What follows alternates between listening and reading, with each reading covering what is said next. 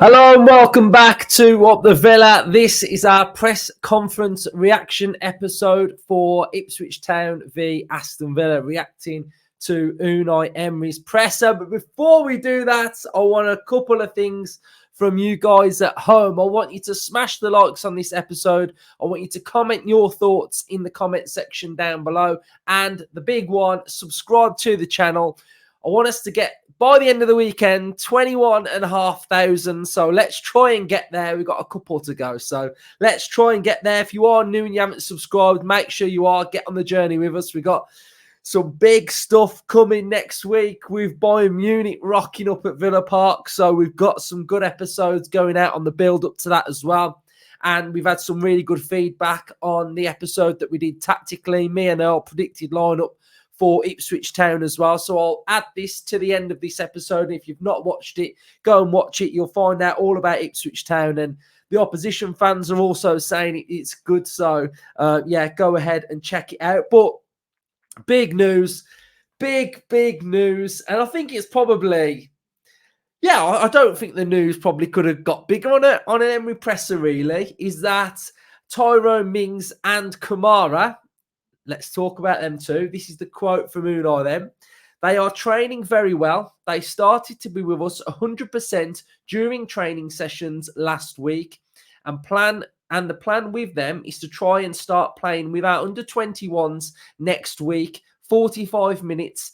After the break, they will be available should everything go well to be with us. So absolutely fantastic news that Mings and KAMARA will be playing football for Aston Villa next week, under 21s on Saturday against Newcastle United. And I think this is like absolutely huge because, you know me, I get a bit frustrated sometimes with narratives in football and the space of football. And we're hearing how now Man City with Rodri, how it's going to affect the title race. Does it give Arsenal the upper hand? How are Man City going to cope without Rodri? Which is fair enough. But have Villa had our best central midfielder for like the last 7-8 months? No. Any excuses from Villa? No. We just crack on and get on with it. But KAMARA is such a big player for Aston Villa. And to not have had him for this amount of time is absolutely mental. Nobody talks about it. Nobody talks about KAMARA not being available for Villa. But, he's been such a miss. But he's been such a miss and we've been so good. So that's the mad part about it. But this boost of having KAMARA back, and if he's sort of gets through that game fine, after the international break, Carabao Cup, he'll probably start at home against Crystal Palace. Then we'll start dripping him in on the bench and he'll start coming in. So, the process grows. We're starting to have KAMARA back who, we all know he's integral to our team and the way we play, the way we defend. It's okay saying, oh, we haven't got the defenders, we haven't got the right back, we haven't got the centre-halves. But having KAMARA in there does somewhat help that situation because of the protection, his defensive nous, his understanding and reading of the game, his tackling, his reading of danger, sensing danger, his positioning. So, I think it's okay, Man City, etc., talking about sort of not having Rodri, but KAMARA's our Rodri. He's such a big player for us. So, I think it's going to be massive to have him back. Hopefully, when he starts getting a run of games, it'll be sort of when them fixtures start piling up a little bit, and we do need to rotate a little bit as well. So, yeah, great news that he's back. TYRONE Mings as well, absolutely fantastic. And I'm just so buzzing for him as well. A little bit like Buendia getting minutes, Buendia getting back on the pitch, and us feeling proud to see him play football again. TYRONE Mings is going to be absolutely massive for Villa to come back as well for that defensive left-sided centre-back as well. Even sometimes and even maybe in late Champions League games, maybe the one in December or the 2 in January, where if games are looking good for Villa and we're 2-1 up and we need to add a bit more physicality, we need to defend the box a bit differently, we've got options of Mings to come off the bench as well. His leadership will be absolutely huge, and not only having those players back on the pitch. Imagine just having those players in the dressing room, knowing that they're looking over, thinking, oh, Kamara's there, TYRONE Mings is there. Like, it's going to add so much. Mings' leadership, his voice in the dressing room, his voice on the pitch is just absolutely massive as well. So I'm so happy with this news that they're both doing really well in training. They have got a scheduled game now, which is going to be huge, and we can really look forward to them being back with the squad, really. So I think that's absolutely massive. He's also been speaking about Ipswich Town. He said Ipswich Town is different but difficult, like the matches we played before. We're trying to build a team and we have to be strong in our structure tactically with every player. So again, a difficult game. It's a difficult game because on paper, we're probably expected to win.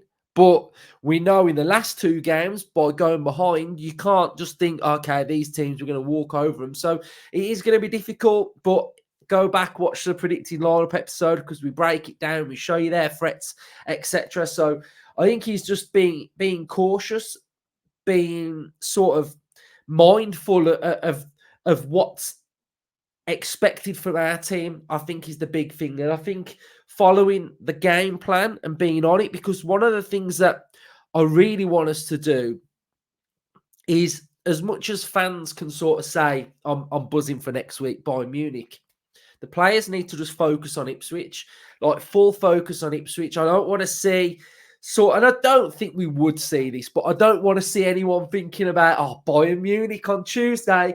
This is an important game. This Ipswich game is vitally important because we did pretty well against teams like Ipswich last season. If you go back and think of like the Luton game, we were 2-0 up against Luton and they came back 2-2 and we got the winner 3-2. I think it was Luca Dean. So it's got that mould of game to it. So I think we've just got to be focused. We've got to be professional and we've just got to follow the UNAI way, I guess. That's what I can say, really. So he's also been speaking about the squad and what he's been learning. Some players are in the process and we want to increase our level individually and collectively through them. The process is positive because we are getting points in the way. So again, you know, who am I thinking about there? Some players are in the process and we want to increase our level individually. So one of the players that springs to mind for me is BOUBACAR. I think he's one of the players that we want to increase his level. And you know what? I've been pretty consistent with BOUBACAR, really, in the sense of, what is he, 20, 21, something like that? I can't really remember off the top of my head. But he's a young lad. And we're giving him time. We're trusting in him. And we're allowing him to develop. And he speaks there that the process is positive because we're getting points as well. So for all of what BOUBACAR's doing and what he's learning and how he's developing and how he's adapting and adjusting to the Premier League, I think when he first came into the team, he hadn't played a game since like last year. So I think, yes, we can look at his performances and think, that could be better. I think you could do this a bit better. And maybe against young boys, he was targeted a little bit. But he'll learn a lot because the last thing I want to do is start sort of like lambasting players and just giving up on them and saying, you're not good enough, you're not at the level. And then we just bring in another player. I think we've got to develop him. And while we are winning, I think sometimes we've got to see more positives than a negative in a performance. I know it's sometimes a little bit difficult and hard to do, but that's the way I generally try and look at things. Like, what are the positives before you even think about a negative? Because a negative, I think sometimes maybe he's got to have a bit of a negative to learn from that mistake. And it's all about sort of like life, isn't it? He's learning Premier League, he's learning from Emery, he's learning Premier League first team football. And his education is good. Like, while we're winning, it's fine. He's not really costing us games. So I think that for me is where I'm at. I really want to back him because I want to see a pathway for youth at Aston Villa. What I don't want it to be is a complete closed shop and then one little bad performance and that's it. Because we can see how BOUBACAR has probably adjusted and while he's learning, and he might have been sort of like, if you look back at probably the one mistake he made is that he jumped in against Leicester on Mavadidi. And that was, for me, probably the biggest mistake he's made. But if you look at that goal and analyse it, there was no cover, there was no doubling up on him. So he was hung out to dry a little bit. And then you can start to say, he hasn't really cost us a goal in such. Yet an experienced player like Diego Carlos passed it straight to Cunha at the weekend and they scored. So I think we've got to just give them time and trust in them. And I think they will get there. And I think once Carlos, I think he's back at this weekend anyway. So he might be in the team. And these little appearances, I really want to be big on the youth at Villa because I want them to come through and I want there to be a pathway. And I want them to be given opportunities. And it's just like life, isn't it? Everybody's made a mistake. Everybody's probably made a mistake at work. But have you learned from it? You've probably learned from it and never done that again. So I think that's where I'm at with, especially Bogard. And that's what I think he means. Barkley as well. I think he's one of the players that are in the process of learning Aston Villa. So I've gone off on one a little bit, but that's just where I'm at. I'm passionate about Bogard because I want him to do well. I don't want him to fail. I want him to flourish at Aston Villa. So I think that's where I'm at with him, really. So we have to improve a lot of things individually and collectively. The match we played against Wolverhampton was a very good match to analyse deeply how we are playing before in the Champions League as well as emotionally. So I think that probably was a good match to analyse because I think it shows that we've got to start games sometimes a little bit quicker. We've got to adjust to it. Unai might have to get his message across a little bit differently at times because we did look like we was a bit lost there. But then we adapt, we get our football going, and then we blitz them, and then we win the game. So he's also said at the end of the season, we don't want to remind ourselves of some moments when we weren't focused on those points. We are thinking only about Ipswich Town and respecting them a lot. We are not thinking about the next match or the next week. And I think that's just absolutely spot on because we know that Unai spoke about the league a lot. His main priority is the league. He wants to achieve things in the league, which then give you the opportunities to play nice things like the Champions League. But a little bit like Forest away last year, you can't in the Premier League, and I always say this, and long-standing viewers will know that I always say this, that every game in the Premier League is really difficult. You can't just look at this and go, it's Ipswich. We'll beat Ipswich way. It's going to be such a difficult game. And if you're off it by 1 or 2 or 3 or 5%, you'll probably get a first half like Wolves. So you've got to make sure you are ready, prepared to be at it, be on it for every single game in the Premier League because they are all different. So we've got a little bit of team news on Ipswich as well, and that is that Calvin Phillips is back. So Calvin has trained with the group today and will make judgment on how many minutes he's available for. Nathan Broadhead has been training well for the last week or so. We've almost got a fully fit squad. The group is getting stronger in numbers and every other capacity. So we've got good depth at the moment. He's also spoke about he's got to see how many minutes that Calvin can get in that game as well. So I guess that's a big boost for them. Speaking of, he's been touching on Morsey, one of the central midfielders who scored against Southampton.